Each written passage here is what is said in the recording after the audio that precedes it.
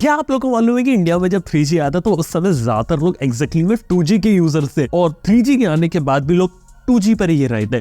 लेकिन सिंपल सी बात यहाँ पर है क्योंकि 3G ने वो रेवोल्यूशन क्रिएट किया ही नहीं जैसा उससे एक्सपेक्ट किया जा रहा था, क्योंकि प्लान्स बहुत ज्यादा महंगे थे और 3G टेक्निकली देखा जाए तो इंडिया में एक फेलियर की तरीके से साबित रहा था क्योंकि उसने वो जलवा कभी दिखाई नहीं। लेकिन बात करें हम 3G से जब हम 4G के ऊपर ट्रांजिशन लिया ना, तो वो ट्रांजिशन था ना टेक्निकली ओवरनाइट था, क्योंकि एक दिन से भी कम समय में इंडिया एक तरह से 3G से 4G पे चला गया और आज के समय में इंडिया में लोग 4G को ही यहाँ पे यूज करते हैं। और इसका एक क्रेडिट तो जियो को जाना चाहिए, क्योंकि जियो जब फ्री में इंटरनेट लेकर आया था तो जिस तेजी से इंटरनेट की यूजर और जिस तरीके से इंटरनेट की ग्रोथ हुई इंडिया में, उस चीज का जो इम्पैक्ट है वो हम अभी तक देख रहे हैं। लेकिन 3G से पता एक चीज हुई थी, वो ये थी कि इंडिया के अंदर जो इंडियन फोन कंपनीज थी ना, उसका खात्मा वहीं से शुरू हो गया था, क्योंकि उस समय ज्यादातर जो कंपनीज थी ना वो यहाँ पे 3G हैंडसेट बनाया करती थी और एकदम से जब 4G हो गया तो उनके पास 4G का पोर्टफोलियो नहीं था, 3G पड़ा हुआ था बहुत सारा और उनके डाउनफॉल का one of the main reason यही था। मतलब खुद सोचिए कि अगर 4G का इतना बड़ा दौर नहीं आता, आज के समय में हो सकता है आपको माइक्रोमैक्स भी देखने को मिलता है, लेमन भी देखने को मिलता है, स्पाइस, इंटेक्स, ये जो सारे ब्रांड थे शायद अभी भी जिंदा होते, लेकिन 3G से 4G ने इनको भी खत्म कर दिया। लेकिन एक बात बता देना चाहूंगा, हर एक ब्रांड यहाँ पे खत्म नहीं हुआ। जैसे लावा कंपनी की बात करें, बीच में शांत हो गया था और मैंने अक्सर बात करी है कि लावा कंपनी सिर्फ इसलिए टिकी रही क्योंकि उसने शुरुआत से मैन्युफैक्चरिंग और R&D के ऊपर फोकस किया था। अगर मैन्युफैक्चरिंग R&D पे अगर वो फोकस नहीं करते तो आज के समय में वो आउट हो जाते। और आज के समय हर एक मोबाइल फोन कंपनी के बारे में यही बात करता हूँ, जो कंपनी मैन्युफैक्चरिंग और R&D पे काम करेगी वही लंबा खेल सकती है। और ऐसे ही कहानी बात करना चाहूंगा एप्पल की, क्योंकि इंडिया में आईफोन बहुत महंगा आता है और उसको हर बार क्रिटिसाइज किया जाता है, कीमत इतनी ज्यादा यहाँ पर क्यों है। लेकिन सरप्राइजिंग बात है कि कितना भी क्रिटिसिज्म मिल जाए आईफोन को, सेल्स यार जबरदस्त हो रही है। इंडिया में ज्यादातर लोग आईफोन के पीछे भाग रहे हैं और जब फ्लिपकार्ट पे बिग बिलियन डे आता है तब तो यार और भी ज्यादा लोग यहाँ पे आईफोन के पीछे जाते हैं। अब पीछे का रीजन बहुत सारे एस्पिरेशनल थिंग है, एक लाइफस्टाइल प्रोडक्ट की तरीके से देखा जाता है, ब्रांड वैल्यू है, बहुत सारी चीजें।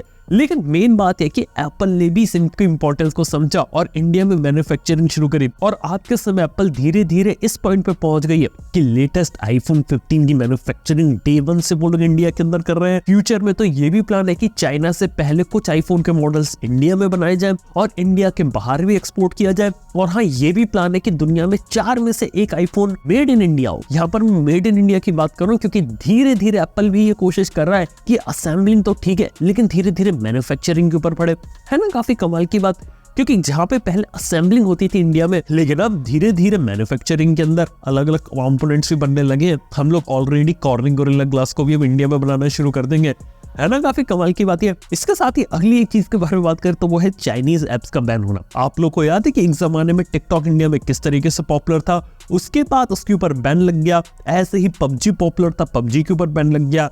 लेकिन उसका इम्पैक्ट यहाँ पर ये पड़ा कि चाइनीज कंपनीज के ऑल्टरनेटिव यहाँ पे क्रिएट हो गए। जैसे की बात करें, टिकटॉक की जगह यूट्यूब शॉर्ट्स और इंस्टाग्राम रील्स ने यहाँ पर ले ली और टिकटॉक जो इतना पॉपुलर प्लेटफॉर्म था, आज के समय में इंडिया से उसका पूरा नामो निशान बिल्कुल ही खत्म हो चुका है। ऐसी बात करें पबजी की, पबजी चाइनीज बोल के यहाँ पे बैन किया गया था, लेकिन फिर उसने दोबारा से कमबैक किया BGMI के नाम से और जितना भी पुराना चाइनीज कनेक्शन थे वो सारी चीजें उन्होंने रिमूव करी। तो ये काफी अच्छी चीज थी कि चाइनीज कंपनी जो इंडिया में एंट्री ले रही थी ना, उनके ऊपर कहीं ना कहीं लगाम लगाई जाए। और ऐसी एक और बड़ी जगह लगाम लगाई गई, वो थी चाइनीज ऑटोमोबाइल कंपनीज के ऊपर। इंडिया में देखा जाए तो सिर्फ 2 बड़ी चाइनीज कंपनी है ऑटोमोबाइल की इंडस्ट्री में, बाकी सारी इंडियन है, कोरियन है, जापानीज है या यूरोपियन है। यहाँ पे एक बात बताओ आप लोगों को, MG मोटर्स की बात करते हैं, उसकी पेरेंट कंपनी चाइनीज है, लेकिन अब कहा गया है कि उस कंपनी के अंदर एक मेजॉरिटी इंडियन स्टेक होल्डर होना चाहिए जो कि होगी JSW कंपनी। तो इस तरीके से देखा जाए तो चाइनीज कंपनीज ने एंट्री ली है, लेकिन फिर भी जो कंट्रोल रहेगा उस पर वो कहीं ना कहीं किसी इंडियन कंपनी का रहेगा। ऐसे ही BYD कंपनी है जिसे चाइना की टेस्ला कंपनी कहा जाता है, लेकिन उस कंपनी को भी इंडिया में एक्सपेंशन करने में दिक्कत आ रही है क्योंकि वो प्योर चाइनीज है। लेकिन उसके कंपैरिजन में जो टेस्ला कंपनी है उसकी तरफ से तो पता चल गया कि वो इंडिया के साथ बातचीत कर रही है। अगले साल वो कुछ गाड़ियां इंडिया में इंपोर्ट करेगी और उसके बाद इंडिया में अपनी गीगा फैक्ट्री, प्लांट्स वगैरह सब ओपन करेंगे जहां पे वो अपनी कार बना सके। और रूमर तो इस लेवल पे चल रहे कि इंडिया के लिए अफोर्डेबल टेस्ला कार को भी लोग बना रहे हैं। मतलब खुद देख सकते हैं कि कैसे चाइनीज कंपनी से दूर होते होते बाहर की दूसरी कंपनीज और इंडियन कंपनीज को भी यहाँ पे आगे लेकर आया जा रहा है। लेकिन वापस अगर मैं मोबाइल फोन की दुनिया में हूँ तो मोबाइल फोन की दुनिया में एक फेलियर था पिक्सल फोन का। अब पिक्सल फोन के इंडिया में फैंस वगैरह बहुत है, लेकिन जब हम सेल्स रिपोर्ट देखते तो कहीं भी गूगल पिक्सल का नाम नहीं आता। सिंपल सी बात है कि इंडिया में पिक्सल फोन की प्राइसिंग हमेशा से गलत थी। हाँ, कुछ फोन्स की प्राइसिंग इन्होंने ठीक रखी तो इंडिया में वो पॉपुलर हुए, लेकिन मेजॉरिटी फोन्स की प्राइसिंग बहुत ज्यादा गलत थी। और गूगल को अब जाके रियलाइजेशन हो गया है कि पिक्सल फोन को हम इंडिया में टारगेट ना करना उनकी सबसे बड़ी गलती थी। और अब देखा है तो गूगल वाले पिक्सल फोन को इंडिया को टारगेट कर रहे हैं। सबसे पहले तो अगले साल 2024 से ही पिक्सल फोन की मैन्युफैक्चरिंग इंडिया में शुरू हो जाएगी। इंडिया में लिमिटेड सर्विस सेंटर्स से उनको इंक्रीज किया जाएगा, डिस्ट्रीब्यूशन इंक्रीज किया जाएगा। अभी से फ्लिपकार्ट पे मिलता है, उम्मीद करते हैं कि फ्लिपकार्ट के अलावा दूसरी जगह भी मिले। और टेंसर के अंदर जो प्रॉब्लम है जिसे गूगल ने खुद माना, उसको भी वो यहाँ पे सॉल्व करने में लगा है। लेकिन कुछ जनरेशन पिक्सल की लगेंगी ये प्रॉब्लम सॉल्व करने के लिए, और पूरी कोशिश कर रहा है गूगल यहाँ पे कि किस तरीके से इंडिया में पिक्सल अपनी अलग जगह बना पाए। अगर ये सारी चीजें गूगल करने में सक्सेसफुल हो जाता तो बहुत सही चीज है, क्योंकि पिक्सल एक ऐसी चीज थी जिसे इंडिया के लोग पसंद करते हैं, लेकिन कुछ कमियों के कारण वो इंडिया में रह गया। लेकिन अब दोबारा से एक मौका है पिक्सल के पास, क्या पता वो हारी हुई बाजी दोबारा से जीत ले। लेकिन अब इसके बारे में बात करना चाहूंगा 5G के बारे में। देखो 5G के बारे में जब ग्लोबली रोल आउट हो रहा था ना तो बहुत स्लो हो रहा था। 2019 में बाहर 5G आ गया था, और उस जमाने में इंडिया में बात करते थे इंडिया में 5G कब आएगा, कैसा आएगा, क्योंकि बाहर भी देखा तो 5G के अंदर जो पेनिट्रेशन था वो इतनी जल्दी हुआ नहीं, बहुत धीरे धीरे फैल रहा था, स्पीड इनकंसिस्टेंट थी, बहुत सारी दिक्कतें थी। और काफी सारे लोगों को लगा यार इंडिया में जो 5G है उसकी हालत यहाँ पर क्या होगी, कब तक देखने को मिलेगा, अच्छे से कब आएगा। लेकिन फिर इंडिया में थोड़ा सा लेट आता है 5G, 2022 अक्टूबर से इसकी स्टार्टिंग होती है।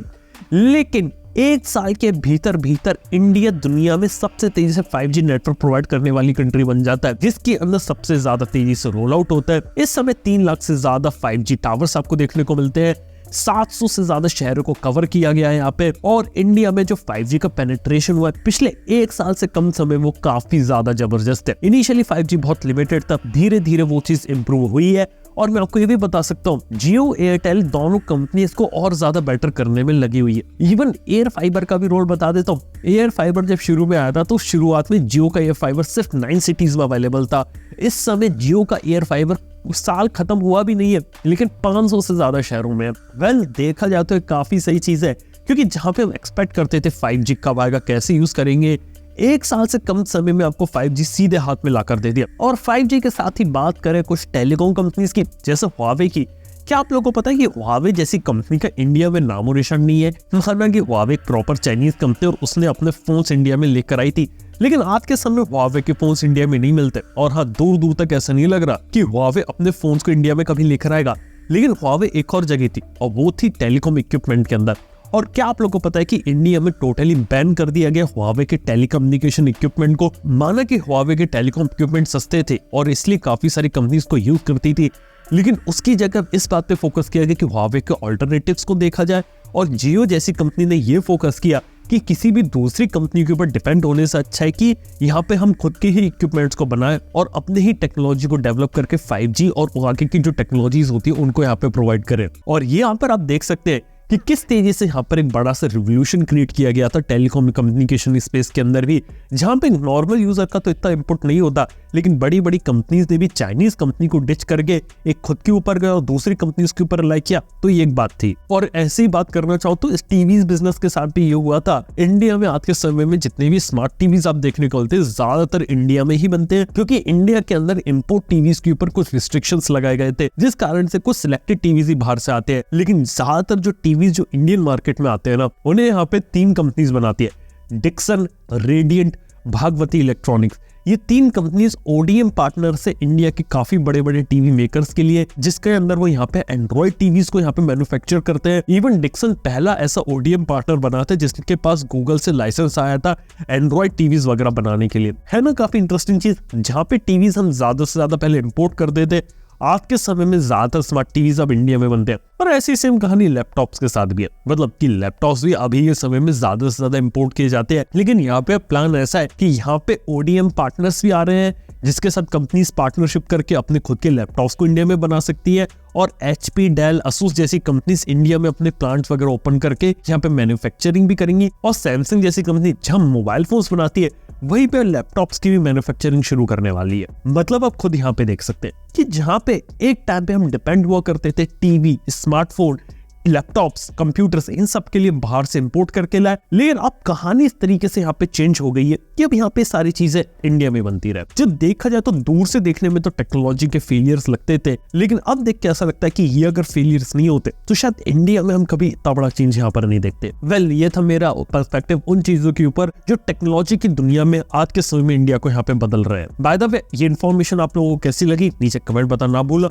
पसंद है लाइक करो, शेयर करो, उसे सब्सक्राइब करो अगर अभी तक नहीं किया है तो। थैंक यू वीडियो देखने के लिए। मैं नेक्स्ट वन में। Good bye.